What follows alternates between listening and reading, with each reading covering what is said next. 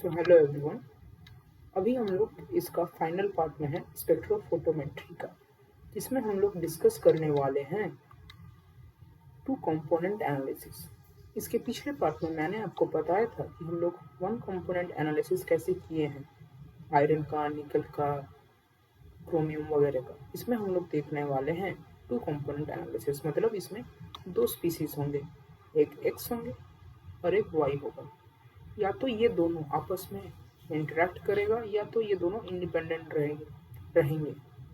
मतलब मैं क्या कहना चाह रहा हूँ, या तो इनके जो जो ये एब्जॉर्प्शन का जो इनका पीक आता है, या तो ये दोनों अलग अलग रहेंगे या फिर इनमें कुछ ओवरलैपिंग होगा। ठीक, यदि ऐसा ये कुछ होता है तो इसे ओवरलैपिंग रीजन कहा जाता है, क्योंकि इसमें दोनों का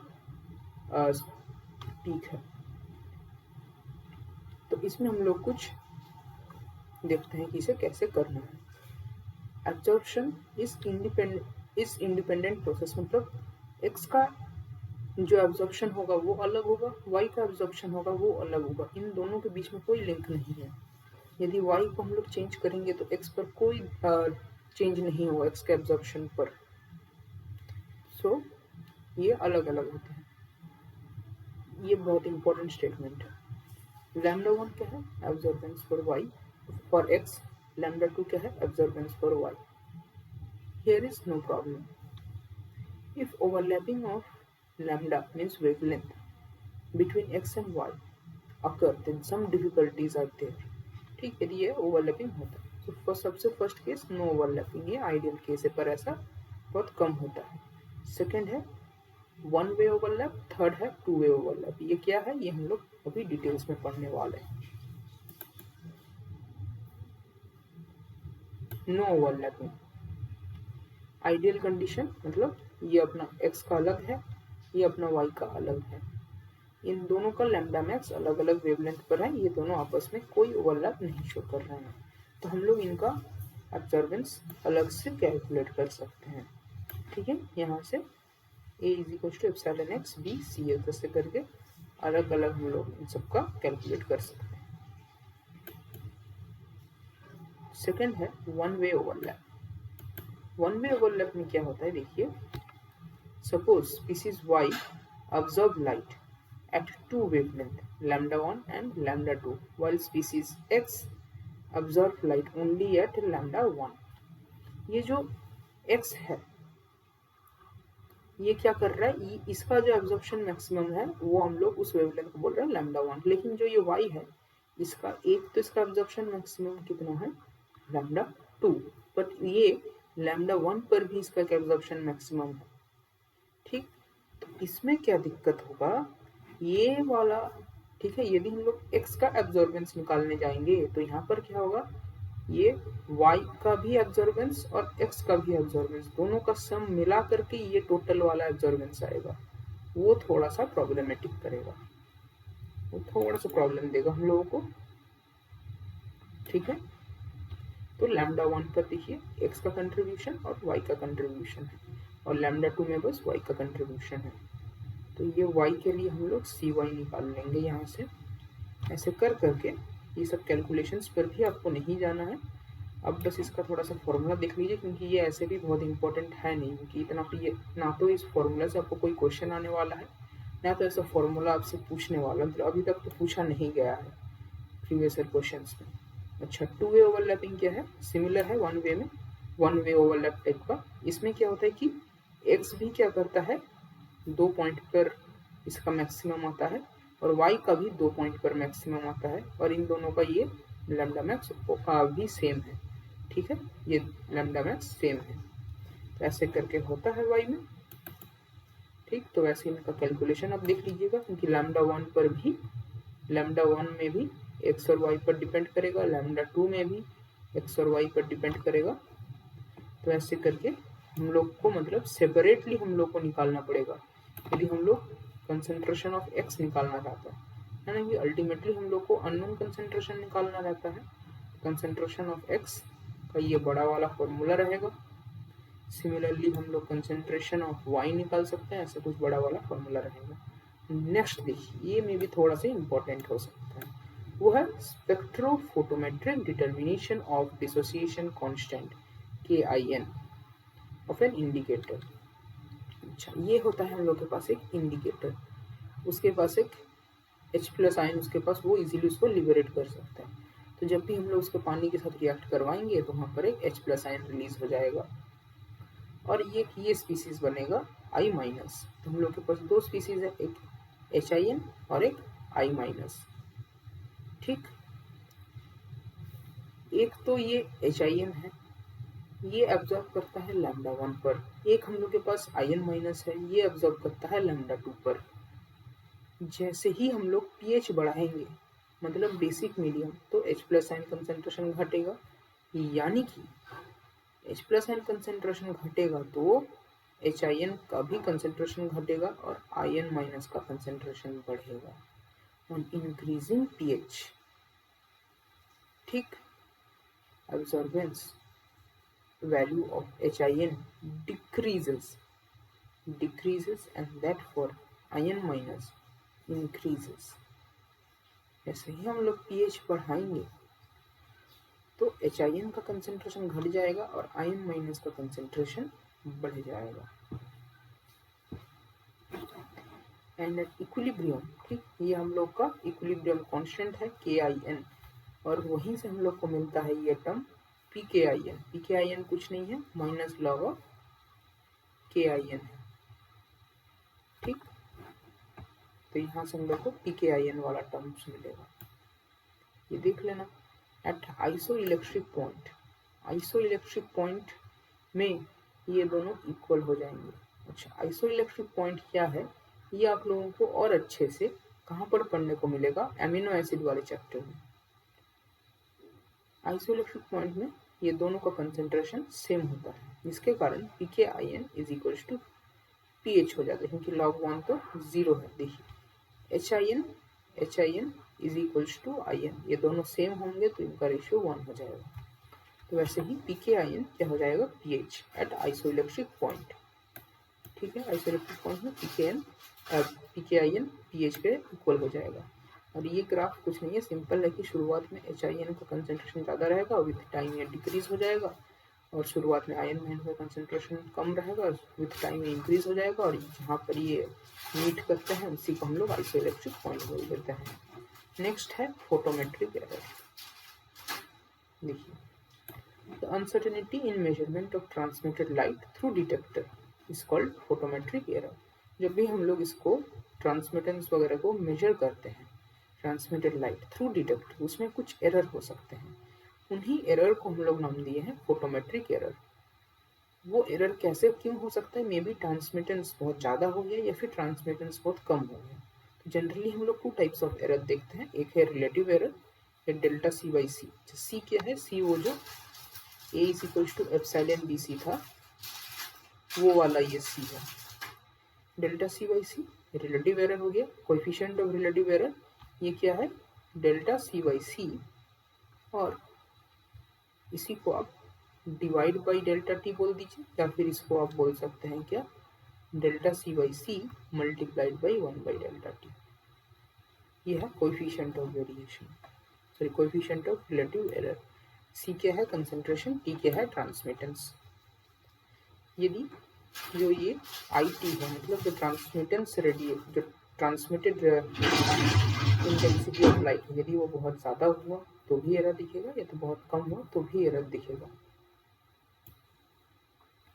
फ्रॉम बियर्स लॉ, ठीक है, फ्रॉम बियर्स लॉ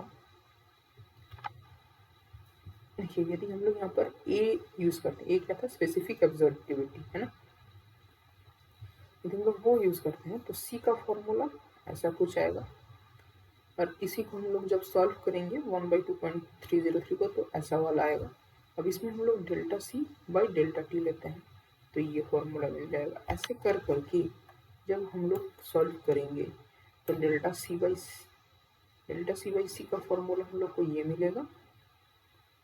ठीक, तो रिलेटिव एरर ये हम लोग का क्या है, relative error, this will be minimum जब हम लोग इसका डिफ्रेंसिएशन करेंगे और उसे 0 में लेंगे। मैक्सिमम मिनिमम का आपको कंसेप्ट पता होना चाहिए, है ना। तो जब हम लोग ये सॉल्व करेंगे तो वहाँ पर हम लोगों को जो ट्रांसमिटेंस का वैल्यू मिलेगा, ठीक है, जो ट्रांसमिटेंस होना चाहिए वो होना चाहिए कितना, जो ट्रांसमिटेंस का वैल्यू है वो होना चाहिए 0.368, ये टी का वैल्यू होना चाहिए, या फिर परसेंटेज ट्रांसमिटेंस का वैल्यू होना चाहिए 36.8%। यदि ये वैल्यू होता है तो जो हम लोगों का एरर आएगा वो क्या सा होगा, मिनिमम एरर होगा, मिनिमम एरर, ठीक है।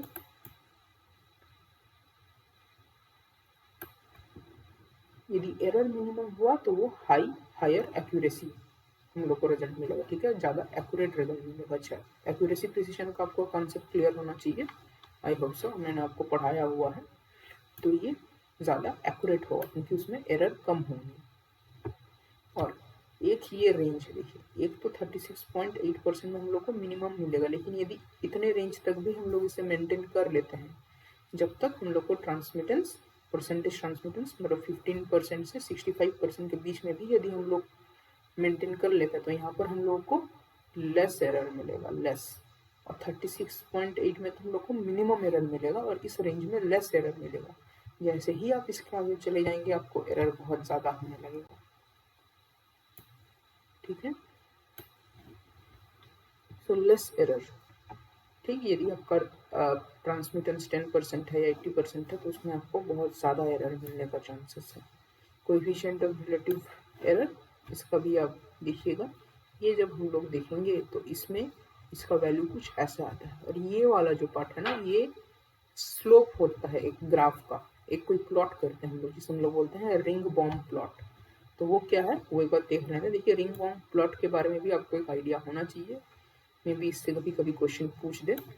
तो ये सिंपली है, क्या है, plot of transmittance versus log of सी।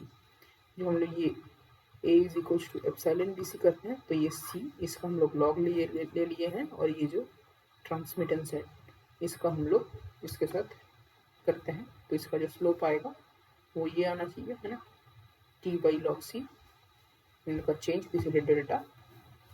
ये स्लोप हम लोग इसमें यूज करते हैं टू डिटरमाइन रिलेटिव,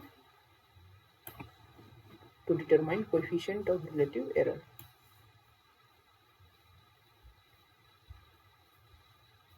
नेक्स्ट इसका लिमिटेशन, लास्ट क्वेश्चन। जो रिंग बॉम्ब प्लॉट है इसका लिमिटेशन क्या है कि इसमें हम लोग, it provides no information concerning the concentration range of good precision. ये जो अच्छा प्रिसिशन के लिए ये कंसंट्रेशन रेंज नहीं दे पाता है unless it is combined with delta T versus T relation, ठीक है। एक तो हम लोगों ने क्या ग्राफ प्लॉट किया है, टी वर्सेस लॉग सी। एक हम लोग क्या ग्राफ प्लॉट करेंगे, डेल्टा टी वर्सेस टी। इन दोनों को मिलाने से हम लोग को प्रिसिशन के बारे में थोड़ा बहुत आइडिया मिल सकता है। Above expression is valid irrespective of Beer's law validity. A ring-bound plot does not provide the concentration range as a standard as stated earlier, ठीक है। तो यहीं पर हम लोग खत्म होता है स्पेक्ट्रोफोटोमेट्री। आई होप आपको अच्छे से समझ में आया होगा। एक बार मैं क्विक रिवीजन करवा देता हूँ। सबसे पहले हम लोगों ने देखा कि लाइट क्या होता है, ठीक है। सबसे पहले हम लोगों ने देखा कि लाइट क्या होता है।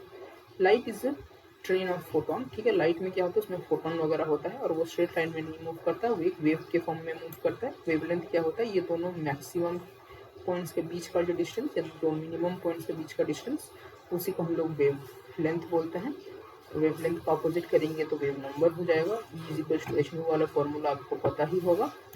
मोनोक्रोमेटिक लाइट है, पॉलीक्रोमेटिक लाइट है। मोनोक्रोमेटिक लाइट में हम लोग एक वेवलेंथ यूज करते हैं, मतलब वो लाइट जिसका बस एक वेवलेंथ है। पॉलीक्रोमेटिक लाइट में उसमें नंबर ऑफ लाइन है। मोनोक्रोमेटर क्या है, जो पॉलीक्रोमेटिक लाइट को मोनोक्रोमेटिक लाइट में कन्वर्ट कर देता है। लाइट प्रोपगेशन, उसमें लाइट में क्या होता है, एक इलेक्ट्रिक फील्ड और एक मैग्नेटिक फील्ड का कंपोनेंट होता है, ठीक है। Electric vector and magnetic vector, जिसमें से electric vector is responsible for propagation of light. Next है स्पेक्ट्रोफोटोमीटर, उसमें हम लोग बस वेवलेंथ मेजर कर पाते हैं, उसमें हम लोग इंटेंसिटी नहीं मेजर कर पाते। एग्जाम्पल है NMR। उसके बाद है स्पेक्ट्रोफोटोमीटर, ये था स्पेक्ट्रोमीटर, अब है स्पेक्ट्रोफोटोमीटर। उसमें वो कुछ ऐसा इंस्ट्रूमेंट सा दिखता है जिसके अंदर हम लोग एक क्यूवेट टाइप का लगाते हैं। उसमें क्या है कि हम लोग इंटेंसिटी भी मेजर कर पाते हैं, ये है क्यूवेट। इसके अंदर हम लोग अपना सोल्यूशन डाल के इसको स्पेक्ट्रोफोटोमीटर के अंदर डालते हैं। स्पेक्ट्रम क्या है, ये बस सिंपली एक प्लॉट है किसके बीच में, वाई एक्सिस में या तो हम लोग ऑब्जर्वेंस या ट्रांसमिटेंस कहते हैं, एक्स एक्सिस में या तो हम लोग लैम्डा या न्यू या तो न्यू बार लेते हैं। टाइप्स ऑफ स्पेक्ट्रा, या तो एब्जॉर्प्शन करेगा, एब्जॉर्प्शन को हम लोग काउंट करेंगे या तो हम लोग एमिशन को काउंट करेंगे। ठीक, एमिशन होगा तो हम लोग को एक ऐसा पीक मिलेगा, और एब्जॉर्प्शन होगा तो जैसे कि कंटिन्यूअस स्पेक्ट्रम है उसमें से कोई पार्ट मिसिंग मिलेगा तो वो उस लाइट को एनालाइट ने ऑब्जर्व किया हुआ है। यदि हम लोग उसका ट्रांसमिटेंस के साथ प्लॉट करेंगे और यदि हम उसका एब्जॉर्बेंस के साथ प्लॉट करेंगे तो हम लोग को एक ऐसा पीक टाइप का मिलेगा। ठीक है, नेक्स्ट वन आइंस्टाइन क्या है, वन मोल। वन आइंस्टाइन है, one mole of chemical species कितना एनर्जी अब्सॉर्ब करता है at a particular wavelength. Next bears law और लैम्बर्ट्स लॉ हम लोगों ने देखा। यहाँ पर हम लोगों ने कुछ फॉर्मूला वगैरह देखे, फिर हम लोगों ने कुछ न्यूमेरिकल वगैरह किया। एनालिटिकल वेवलेंथ वो वेवलेंथ है जहाँ पर हम लोग को लैम्डा मैक्स मिलता है। सबसे पहले हम लोग लैम्डा का साथ वेरिएशन करेंगे, लैम्डा मैक्स निकालेंगे। नेक्स्ट हम लोग लैम्डा को फिक्स करके कंसंट्रेशन का वेरिएशन करेंगे। फिर एक लीनियर प्लॉट मिलेगा जिसमें से हम लोग अननोन कंसंट्रेशन निकाल सकते हैं। फिर हमने कुछ न्यूमेरिकल किया है। फिर हम लोग देखेंगे डेविएशन, डेविएशन कब होगा यदि कंसंट्रेशन हाई है, या तो पॉजिटिव डेविएशन मिल सकता है या तो नेगेटिव डेविएशन मिल सकता है। डेविएशन के कई सारे रीजन हैं जो हम लोगों ने देखा, उसमें से एसोसिएशन, डिसोसिएशन, पॉलीमराइजेशन। फिर हमने वीक एसिड का डिसोसिएशन के चलते उसमें क्या चेंजेस आएंगे वो देखा। फिर हमने वन कंपोनेंट एनालिसिस देखा जिसमें से हम लोग सेम प्रोसेस यूज़ करते हैं, जिसमें से ये फेरोइन वगैरह का स्ट्रक्चर अच्छे से देख लीजिएगा। नेक्स्ट टू कंपोनेंट एनालिसिस देखिए, ये उतना इम्पोर्टेंट है नहीं एंट्रेंस पॉइंट ऑफ व्यू से, बस देख लीजिएगा। ठीक, फिर उसके बाद हम लोगों ने रिंग फॉर्म प्लॉट देखा और देखा कि 36.8% ट्रांसमिटेंस में, परसेंटेज ट्रांसमिटेंस में मिनिमम एरर होता है, और ये तो 15 to 65 रखेंगे तो लेस एरर होता है। और रिंग फॉर्म प्लॉट देखा जो कि ट्रांसमिटेंस वर्सेस लॉक्सी का एक प्लॉट है। तो ये था आज का क्लास, तो मिलेंगे अगली क्लास में, तब तक के लिए गुड बाय।